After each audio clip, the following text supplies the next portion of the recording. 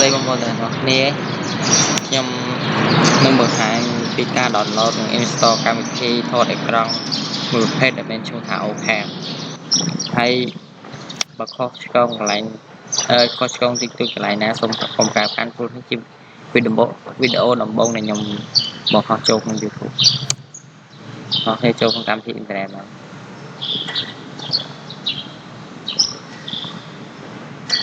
វាដើរឲ្យឡើយនេះ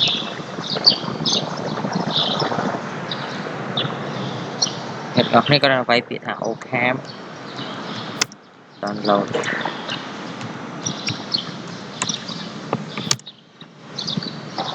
ហើយអ្នកនរគ្នាចាញ់បែបនេះវានឹងឃើញដែរហើយអ្នកនរគ្នា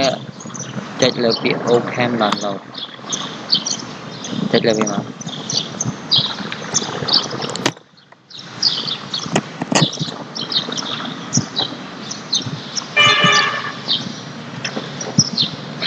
ហើយអ្នកនរគ្នាចុចលើពាក្យ free download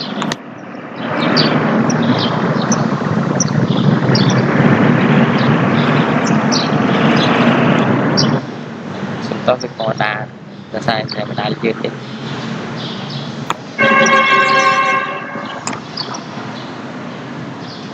េះអ្នកនរចូលមកអ្នកនរគ្នាឃើញមែននេះវានឹងមានអក្សរ download ទៅយើងហើយយើងអស់ចុះក្រោមបន្តិចមក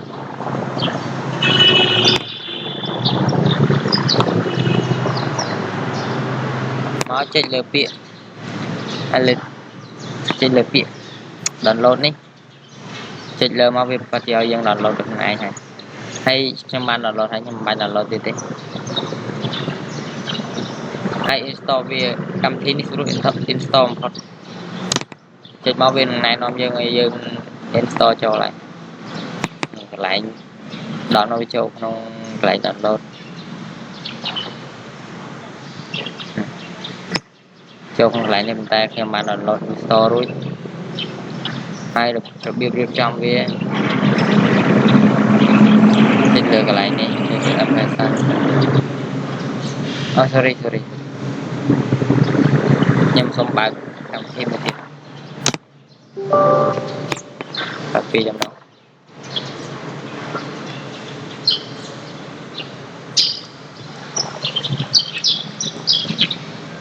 យូរម៉ែ